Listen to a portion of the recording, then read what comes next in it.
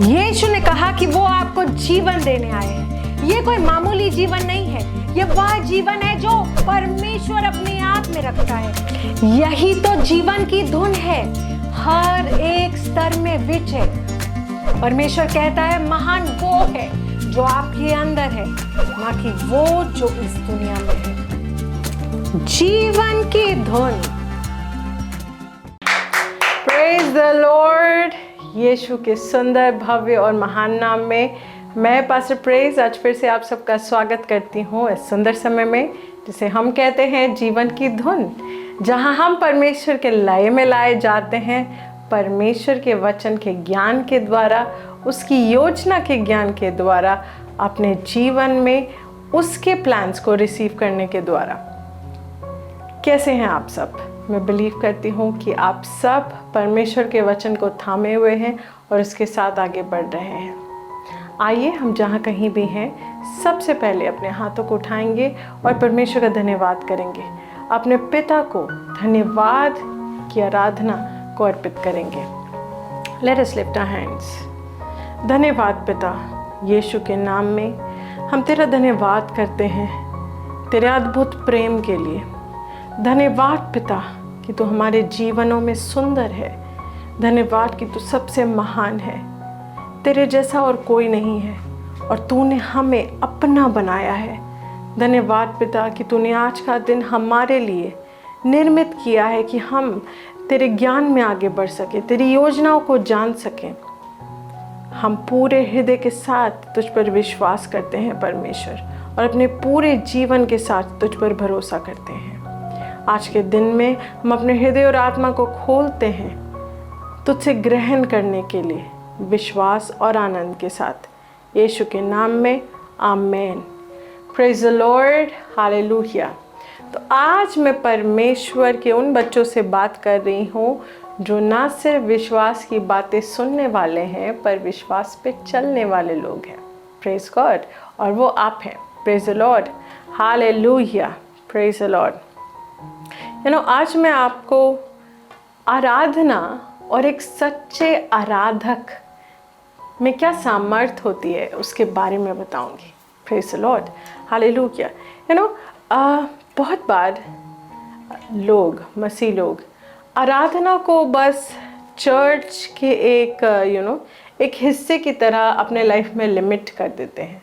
मतलब उन्हें लगता है आराधना का तो मतलब है कि हम जब चर्च में जाते हैं और वचन सुनने से पहले या फिर भेंट देने से पहले जो सारे लोग मिलकर एक साथ गीत गाते हैं, वो ही आराधना है। पर आराधना यहाँ तक लिमिटेड नहीं है। हाँ, वो चर्च में जो आराधना होती है वो भी बहुत इम्पॉर्टेंट है और उसका हिस्सा बनना बहुत बहुत ज़रूरी है। बहुत सारे लोग जानबूझकर आराधना का टाइम के बाद चर्च में एंटर करते कि अच्छा, पास्टर के आने से पहले हम बस बैठ जाएं, हम बस दिख जाएं। बट ये गलत एटीट्यूड है। और जो बात को मैं कह रही थी पहले कि आराधना सिर्फ चर्च के एक सेगमेंट तक लिमिटेड नहीं है। आराधना परमेश्वर के प्रति हमारी सेवकाई का एक बहुत महत्वपूर्ण हिस्सा है, और ये वो रास्ता है जिसके द्वारा हम परमेश्वर के हृदय तक बहुत आसानी से पहुंचते हैं। अपनी बातों को, अपनी प्रार्थनाओं को, अपने अप्रिसिएशन को, परमेश्वर के प्रति हमारे प्रेम को हम दर्शा सकते हैं। Praise the Lord, hallelujah. मैं आपको बाइबल से कुछ दिखाना चाहती हूँ कि आराधना में कितनी सामर्थ्य है। हम सोचते हैं कि आराधना बस कुछ गीतों के बारे में है जो हम गा देते हैं और हमें अच्छा फील हो जाता है, या फिर सुबह सुबह बहुत सारे लोगों का एटीट्यूड होता है कि वो ऑफिस जाते वक्त अपनी गाड़ी में कुछ गीत चला लेंगे और ड्राइव करते रहेंगे और उनको लगेगा हाँ, यही मेरी आराधना है, हो गई आराधना, है ना, हमने प्रभु को याद कर लिया। या कुछ एक म्यूज़िक चला देंगे और दिन भर वो घर में चलता रहेगा और उनको लगता है कि बस यही आराधना है, मैं अपना काम करते रहूं और म्यूज़िक चलता रहे, प्रभु के गीत चलते रहें और वाओ, दिस इज़ इट, मैं बहुत अच्छा हूँ, मैं प्रभु के साथ चल रहा हूँ, देखो मेरे घर में रोज़ आराधना के गीत चलते हैं, मेरी गाड़ी में रोज़ आराधना के गीत चलते हैं, विच इज़ गुड, अच्छी बात है। बट ये काफ़ी नहीं है। यही पूरी आराधना नहीं है। यीशु ने कहा था समय आ रहा है और आज है जब सच्चे आराधक प्रभु की आराधना सच्चाई से करेंगे और आत्मा से करेंगे। और वो समय आज है, प्रेज द लॉर्ड। जब हम आत्मा से परमेश्वर की आराधना करते हैं, और आराधना सिर्फ गीतों तक लिमिट नहीं होती, हमारे जो शब्दों की आहुति होती है ना, sacrifice of our lips as Bible calls it, जो हमारे होठों की आहुति होती है, जो हम प्रभु को देते हैं, उसकी प्रशंसा के शब्द बोलते हुए, उसको वो बताते हुए जो वो है, ये सच्ची आराधना है। गीत आराधना का एक हिस्सा है, पर जो हम उसको स्तुति के शब्द बोलते हैं, वो सबसे ऊंची आराधना है। Praise the Lord, hallelujah. और इस आराधना में कितनी सामर्थ्य है, मैं आपको बाइबल के एक हिस्से से दिखाना चाहूँगी। तो हम जाएंगे प्रेरितों के कार्य चैप्टर 16 पे, प्रेज द लॉर्ड। और मैं आपको थोड़ा सा इसका बैकड्रॉप दे देती हूँ। बैकड्रॉप का मतलब होता है क्योंकि हमारा समय थोड़ा सा लिमिटेड है, तो कहाँ ये क्या हो रहा है यहाँ पे, है ना, तो वो मैं आपको थोड़ा सा पहले बताती हूँ। तो यहाँ पे क्या है कि पॉल, साइलस और परमेश्वर के प्रेरित, पॉल को एक सपना आता है मैसेडोनिया में जाने के बारे में, और वो मैसेडोनिया की ओर बढ़ जाता है। और वहाँ जब वो पहुँचता है तो वहाँ पे उसको एक औरत दिखती है, लिडिया उसका नाम रहता है। वो उसका परिवार मसीह में आता है, और वो वहाँ पे सब्बात के दिन कई लोगों को प्रचार कर रहे होते हैं। और साथ ही के साथ वहाँ पे एक औरत रहती है, एक लड़की रहती है, जो दुष्ट आत्मा द्वारा उसके ऊपर दुष्ट आत्मा का प्रभाव रहता है। और वो पॉल के बारे में सही बातें ही बोल रही होती है, बट हम दुष्ट आत्मा से कोई टेस्टिमनी नहीं लेते हैं ना।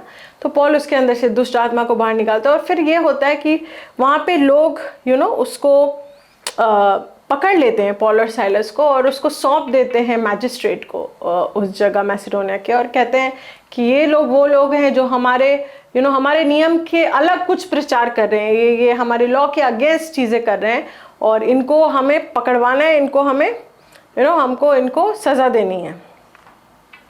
तो हम देखेंगे, will start reading from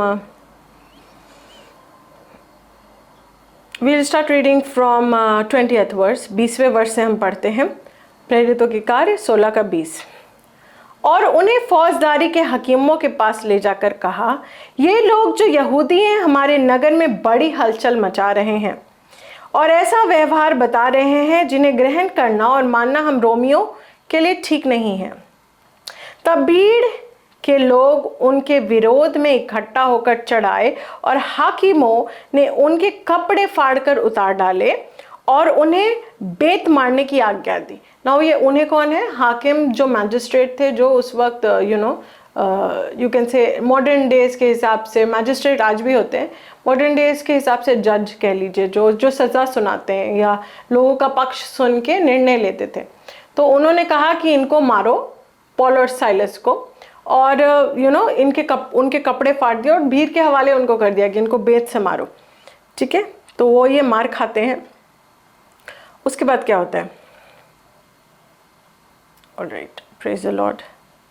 yes, तब भीड़ के लोग उनके विरोध में इकट्ठा होकर चढ़े, हाकिमों ने उनके कपड़े फाड़ दिए और बेत से मारने की आज्ञा दी। 23वां वर्ष। और बहुत बेत लगवाकर उन्हें बंदी गृह में डाला और दरोगा को आज्ञा दी कि उन्हें चौकसी से रखे। ओके, तो उनको जेल में डाल दिया, और वहाँ का जो दरोगा था, वहाँ का जो जेलर था, उसको कहा कि इनका तुम ध्यान रखना, इनको तो तुम अच्छे से रखना, don't give them any privileges, और इनको अच्छे से बांध के रखो, इनको हम अच्छे से सजा देने वाले हैं। ओके, 24वां वर्ष। उसने ऐसी आज्ञा पाकर उन्हें भीतर की कोठरी में रखा और उनके पांव काट में ठोक दिए। ना, पांव काट में ठोक दिए, इसको जब आप इंग्लिश से पढ़ेंगे आप पाएंगे कि बेसिकली उनका एक एक काट का, एक लकड़ी का एक स्ट्रक्चर बनाकर उनके पैर उसमें घुसा के उन्होंने ठोक दिया था कि दे कैन नॉट मूव। ऐसा नहीं था कि काट में उनका जैसे यीशु को क्रूस पर चढ़ाया गया था वैसे ठोक दिया था, वो नहीं था, बट उनको एक जगह पे रिस्ट्रिक्ट कर दिया था। ओके, कि आप वो मूव भी ना कर सकें। वो जेल के अंदर बंद थे और उस कोठरी के अंदर भी वो एक जगह पे बंद उनको लॉक कर दिया था, और इससे पहले वो बहुत मार भी खा चुके थे। So you have to realise कि they must be in bodily pain. मतलब पॉल और साइलस को इतनी मार पड़ी थी, उनके शरीर पे उसके निशान होंगे, उसके शरीर पे आप आगे पाएंगे इसी चैप्टर में कि बाइबल बताती है कि उनके चोट को उसने धोया तो ये चोट जो उनको लगी थी, दे मस्ट बी इन पेन, है ना। और उसके बाद उनको एक जगह पे रिस्ट्रिक्ट कर दिया गया। देखिए वो ठीक से खड़े नहीं हो सकते, वो ठीक से बैठ नहीं सकते, वैसे कांट के स्ट्रक्चर में जब उनको ठोक के खड़ा कर दिया गया। अब देखते हैं क्या होता है। 25वां word which is very important. आधी रात के लगभग पौलुस और सिलास प्रार्थना करते हुए परमेश्वर के भजन गा रहे थे और बंधुए उनकी सुन रहे थे। ओके, सो क्या होता है कि आधी रात के समय पॉल और साइलस आराधना करने लगते हैं। यही चीज जब आप अंग्रेजी से पढ़ेंगे तो कहता है, and at midnight Paul and Silas prayed and sang praises unto God and the prisoners heard them। तो वो लोग आराधना के गीत गा रहे थे, है ना। दे वर प्रेजिंग गॉड। जब हम प्रेज की बात कहते हैं तो प्रेज का मतलब होता है वर्ड्स ऑफ अप्रिसिएशन, ऐसे शब्द, ऐसे वाणी, ऐसे वचन का इस्तेमाल करना जो किसी की श्रेष्ठता को दर्शाते हैं। तो यहाँ जो वो गीत गा रहे थे वो प्रभु की श्रेष्ठता को दर्शाते हुए गा रहे थे। बहुत सारे आराधना गीत होते हैं जिसमें हम सिर्फ अपनी बातें कर रहे होते हैं, या हम प्रभु की करुणा हमारी ओर क्या है उसकी बातें कर रहे होते हैं। और कुछ आराधना गीत वैसे होते हैं जिसमें हम प्रभु की ही बात करें, हम सिर्फ प्रभु को महिमा देने की बात करें, वो कौन है ये हम उसको ही बता रहे हैं, है ना। तो वी आर प्रेजिंग हिम, हम उसके नाम को ऊंचा करते हुए गाते हैं, है ना। तो ये वो गीते गा रहे थे। नाउ यू रियलाइज कि इन्होंने बहुत मार खाई है ना। इनके कपड़े फाड़ के इनको बेत से मारा गया, पूरी भीड़ इन पे टूट पड़ी, फिर इनको जेल में बंद कर दिया गया, इनको एक कांट के पास उनको एक जगह पे रिस्ट्रिक्ट कर दिया गया। And what are they doing? Are they crying? क्या वो रो रहे हैं? बाइबल नहीं बताती। क्या वो बिलख रहे हैं? क्या वो कंप्लेन कर रहे हैं कि प्रभु मैं इस सिचुएशन में क्यों, मैं तो तेरा ही वचन प्रचार करने गया था और क्या किया तूने कुछ नहीं होने दिया। सारे लोग हमको मार रहे थे तो तू कहाँ था? But they are not asking that question. What are they doing? क्या कर रहे हैं वो आराधना कर रहे हैं, वो प्रभु की बड़ाई कर रहे हैं, वो उसको अप्रिशिएट करते हुए वचनों के साथ गीत गा रहे हैं और सब लोग उन्हें सुन रहे हैं। Now see what happens. 26वां वर्स। कि इतने में, मतलब अभी सब उनको सुन रहे हैं, वो गीत गा रहे हैं, कि इतने में क्या होता है, एकाएक बड़ा भूईडोल हुआ, मतलब इट्स लाइक अर्थक्वेक आया, यहां तक कि बंदी गृह की नींव हिल गई और तुरंत सब द्वार खुल गए और सबके बंधन खुल पड़े। और दरोगा, 27वां वर्ड, जाग उठा और बंदी गृह के द्वार खुले देखकर समझा कि बंधुए भाग गए और उसने तलवार खींचकर अपने आप को मार डालना चाहा। नाउ सी, जब वो ऐसे गा रहे थे क्या होता है, there is a miraculous power available. What are they doing? वो परमेश्वर की आराधना कर रहे हैं, उसको प्रेज कर रहे हैं, उसकी बड़ाई करते हुए गीत गा रहे। They are happy, they are rejoicing. वो उस परिस्थिति में है जहां शारीरिक रूप से वो बहुत कष्ट में है, पर उन्होंने कष्ट पे कंसंट्रेट करना नहीं चुना। उन्होंने चुना कि वो प्रभु पे कंसंट्रेट करेंगे, वो प्रभु की बड़ाई करेंगे, वो प्रभु का धन्यवाद करेंगे कि प्रभु कितना महान है और उसने उन्हें चुना है। और फिर क्या होता है, इस आराधना के बाद अचानक वहां एक भूकंप आता है और सब कुछ, उस जेल की नींव हिल जाती है और सारे द्वार खुल जाते हैं, है ना। तो ये जो जेलर है, ये जो दरोगा है, जब देखता है कि वो सारे द्वार खुल गए हैं, अब तो सारे लोग फ्री होके भाग गए और मुझे कहा गया था कि मुझे इन दोनों पे कड़ी नज़र रखनी, अब तो वैसे भी मुझे रोमन मैजिस्ट्रेट वगैरह मुझे सज़ा सुना देंगे, इससे अच्छा मैं ही खुद को मार लूँ। Yes, now see the beauty of a worshipper, है ना। मैंने आपको कहा था कि आज हम आराधना और आराधक के अंदर जो प्रेम होता है उसकी बात करेंगे। So let's see what happen. और 28वां वर्ष, दरोगा ने खुद को मारने की कोशिश कर रहा है वो, और अभी देखते हैं। परंतु पौलुस ने ऊंचे शब्द में पुकार कर कहा, अपने आप को कुछ हानि ना पहुंचा, क्योंकि हम सब यहाँ हैं। तो पौलुस को कहता है कि तू अपने आप को कुछ मत कर, हम यही हैं, हम नहीं भागे। ओके, अभी यहाँ पे आगे देखिए 29वां।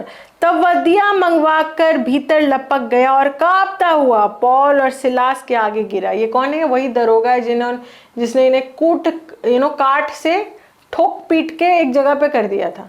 एक तो ये मार खा के आए, फिर ये भी इनके साथ बहुत जालिम हो रहा है। और उसके बाद अब जब ये देखता है कि सब द्वार खुल गए हैं, प्रभु साक्षात है, इनको हमने बंद किया और प्रभु ने इनको आज़ाद किया, और फिर भी ये चुनते हैं कि यहाँ रहेंगे, है ना, they will not break the law.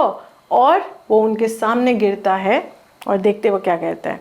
30वां बार, उन्होंने बाहर लाकर कहा, हे साहिबों, उद्धार पाने के लिए मैं क्या करूं। Praise God, praise God. एक सच्ची आराधना और एक सच्चे आराधक का प्रेम उस व्यक्ति के प्रति, वो ऐसे कह सकता था ना, अमूमन हम as a human being, as a मनुष्य मसीह में होते हुए भी कभी कभी जब हमारे साथ लोग गलत करते हैं और प्रभु हमें उन चीज़ों से बाहर निकालता है, हमारा एटीट्यूड क्या होता है, देखा हमें प्रभु ने बचा लिया, अब इसको पता चलेगा कि मेरा प्रभु क्या है, अब ये देखेगा, अब प्रभु इसको जगह पे लाएगा। और कभी कभी कुछ लोग ऐसे प्रार्थना भी करते हैं कि प्रभु तू उन्हें दिखा इनका सारा मैंने बहुत सारे लोगों को देखा है, मैं कई सारी मेगा मिनिस्ट्रीज़ के मीटिंग्स में गई हूँ, मैंने हर तरह के लोगों को देखा है, पासवानों को देखा है, और मैं देखा है कैसे लोग गलत तरीके की प्रार्थनाएं करते हैं कि ये लोग तबाह हो जाएंगे, इन्होंने हमारे विरुद्ध ऐसा किया, ये लोग ख़त्म हो जाएंगे। This is not how a worshipper praise. इस तरह से एक सच्चा आराधक, एक परमेश्वर का व्यक्ति, एक परमेश्वर के साथ चलने वाला व्यक्ति कभी नहीं बोलता, क्योंकि हम प्रेमी परमेश्वर के प्रेमी संतान हैं। Praise the Lord. तो यहाँ पे भी वही हुआ। यस, पौलुस के प्रेम के वचनों के कारण और उसके प्रेम के दर्शाने के कारण और उसकी सच्ची आराधना के कारण एक दरोगा जो कुछ वक्त पहले एक बहुत ही रिजिड रोमन था, वो अब आके खुद पॉल और साइलस से पूछता है, मैं उद्धार पाने के लिए क्या करूं। ओके, नेक्स्ट वर्स, 31वां वर्ष। उन्होंने कहा, प्रभु यीशु मसीह पर विश्वास कर तो तू और तेरा घराना उद्धार पाएगा। 32वां वर्ष। और उन्होंने उसको और उसके सारे घर के लोगों को प्रभु का वचन सुनाया, और रात को उसी घड़ी उसने उन्हें ले जाकर उनके घाव धोए, और उसने अपने सब लोगों समेत तुरंत बपतिस्मा लिया। तो वो पौलुस का घाव भी धोता है और उसके बाद अपने सारे लोगों के साथ अपने पूरे परिवार के साथ यह दरोगा उसी रात बपतिस्मा भी लेता है। What a beautiful thing! What a beautiful thing! परमेश्वर ने पॉल को मैसेडोनिया भेजा एक स्वप्न में, ये कह के कि तू वहां जा, और यहाँ पे वो सताव सहता है, उसके बाद वो जेल जाता है, और जेल में उसकी आराधना के बाद चमत्कार होता है, और चमत्कार के बाद ये व्यक्ति जो एक जेलर है, एक पोजीशन पे है, एक अथॉरिटी पे है, वो और उसका पूरा परिवार मसीह में आता है, उद्धार पाता है, और ना सिर्फ उद्धार पाता है, बपतिस्मा भी पाता है। वैसे आगे आप पढ़ेंगे तो जो वुमन थी लिडिया, वो भी उद्धार पाती है, उसका भी पूरा परिवार उद्धार पाता है। तो परमेश्वर जब उन्हें कहीं भेजा तो परमेश्वर ने वहाँ एक निश्चित कार्य के लिए उन्हें भेजा, और उनका हृदय आराधक का हृदय था, इसलिए उन्होंने किसी भी वक्त परमेश्वर पे डाउट नहीं किया, बल्कि वो परमेश्वर की आराधना करते रहे, और उनको इसका निश्चित रिजल्ट मिला। Praise the Lord. ओके, इसके बाद आप आगे पढ़ेंगे कि वो जो जेलर था उसने उन्हें खाना खिलाया, उनकी सेवा की, और जब ये सारी बातें मैजिस्ट्रेट्स को पता चली तो उन्होंने कहा कि इन लोगों को चुपचाप जाने दो। ये आप पूरा चैप्टर ज़रूर पढ़ें। और पॉल और साइलस यहाँ पे कहते हैं कि नहीं, हम चुपचाप क्यों जाएंगे, ये लोगों ने हमें भीड़ को सौंप दिया, दिन दहाड़े लोगों ने हमें मारा, और इन लोगों की वजह से मारा, और इन लोगों ने ये सब कुछ पब्लिकली किया, तो अब ये लोग ही आएंगे और हमें यहाँ से आज़ाद करेंगे। यस, जिस तरह से पब्लिकली हमारा मजाक बनाया, हमें मार खिलवाई, उसी तरह से पब्लिकली एक्सेप्ट करे कि प्रभु हमारा सबसे महान है और हमें बाहर निकाले। और वो लोग आते हैं और पॉल और साइलस से निवेदन करते हैं कि अभी इस नगर में अनरेस्ट हो रहा है आपकी वजह से, प्लीज़ आप अभी के लिए यहाँ से चल जाओ। वो जाते भी हैं, पहले लिडिया के पास जाते हैं, उसके बाद वो जाते हैं वहाँ से। Praise the Lord. But they fulfilled their purpose over there. उन्होंने वहाँ पे अपना कार्य पूरा किया और आराधना के साथ परमेश्वर के सामर्थ को उस जगह में स्थापित किया, लोगों के सामने साक्षात रूप से प्रेजेंट किया। जब हम एक परिस्थिति में होते हैं, मैंने आपको क्यों कहा कि पॉल और साइलस निश्चित रूप से शारीरिक तौर पे कष्ट में थे। दे वर बीटन, उनको मारा गया था, पर वो कंप्लेन नहीं कर रहे थे, वो उस वक्त आराधना कर रहे थे। कितना सुंदर हो कि जब हम अपने जीवन में किसी परिस्थिति का सामना करते हैं तो हम ये जाने कि प्रभु हमारे साथ है, और उसके सामने रोने, बिलखने, चिल्लाने, कंप्लेन करने के बजाय हम ये करें कि हम उसकी आराधना करें, हम उसकी बड़ाई करें कि प्रभु तू सच्चा खुदा है, तो हमारा पिता है और तू हमारे साथ है, और कोई भी चीज़ मेरा कुछ नहीं बिगाड़ सकती क्योंकि तू मेरे साथ है। Praise the Lord, hallelujah. अगर आप शरीर में कोई तकलीफ महसूस करें तब भी प्रभु की आराधना करें, जैसे पॉल और साइलस ने किया था। अगर आप अपने आर्थिक जीवन में कुछ तकलीफ महसूस करें तब भी प्रभु की आराधना करें, जैसे पॉल और साइलस ने किया था। और आप देखेंगे कैसे हर एक बंधन टूट जाते हैं। जब हम आराधना करते हैं हम बंधनों को तोड़ते हैं। वो बंधन जो ये दुनिया हमारे ऊपर बांधने की कोशिश करती है, वो बंधन जो शैतान अपने प्लान्स के द्वारा हमारे जीवन में डालने की कोशिश करता है, आराधना हर एक बंधन को तोड़ती है। आराधना इतनी सामर्थ्य होती है। Praise the Lord. कभी किसी परिस्थिति में और समझ ना आ रहा हो कि क्या करना है, लिफ्ट अप योर हैंड्स, अपने हाथों को उठाइए और प्रभु की आराधना करना शुरू कर दीजिए।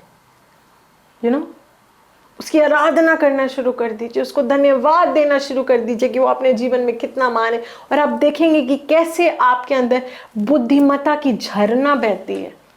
अगर आप किसी कंफ्यूजन में हैं आपको आइडियाज मिलेंगे क्योंकि आप आराधना कर रहे हैं।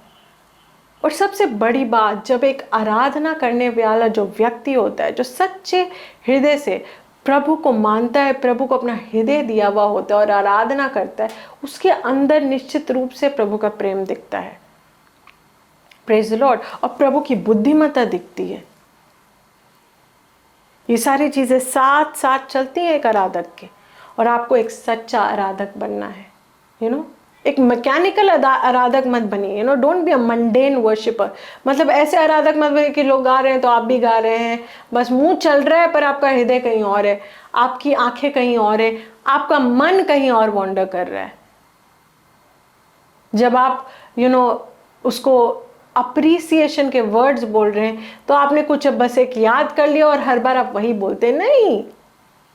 आप हृदय से क्या फील करते हैं परमेश्वर के बारे में, वो आपके लिए कौन है, उसको उस तरह से आराधना कीजिए, उसको उस तरह के शब्दों से उसकी बड़ाई कीजिए। Praise him, sing a new song to him. Bible कहती है कि उसके लिए एक नया गीत गाओ। Praise the Lord, hallelujah. Make new songs unto him, sing unto him. Praise the Lord. अपनी आराधना को एक मैकेनिकल एक्सरसाइज मत बनने दीजिए, बल्कि एक सच्ची सेवा उसके प्रति बनने दीजिए। और आप देखेंगे कि आपके जीवन में कैसे सब कुछ बहुत खूबसूरत होता है और प्रभु की इच्छा के अनुसार चलता है। उसकी योजना में आप आगे बढ़ते जाते हैं। Praise the Lord, hallelujah, praise the Lord. मैं उम्मीद करती हूँ कि आज आपने कुछ सीखा है और इस सीख को आप अपने जीवन में अप्लाई करेंगे और अपने जीवन में आगे बढ़ेंगे। आराधना हर एक बंधन को तोड़ती है। Praise the Lord, hallelujah. ये वक्त है, मैं मौका देना चाहूँगी हर उस व्यक्ति को जो अपने भेंटों के द्वारा प्रभु की आराधना करना चाहता है और हमारे मिनिस्ट्री के साथ अपने बेटों को जोड़ना चाहता है। डिटेल्स इस वक्त आपके स्क्रीन पे हैं। यह कोई कंपल्शन नहीं है, ये कोई मांग नहीं है जो हम आपके सामने कर रहे हैं। ये आपके हृदय की इच्छा अनुसार होना चाहिए, प्रभु की प्रेरणा के अनुसार होना चाहिए। Praise the Lord, hallelujah.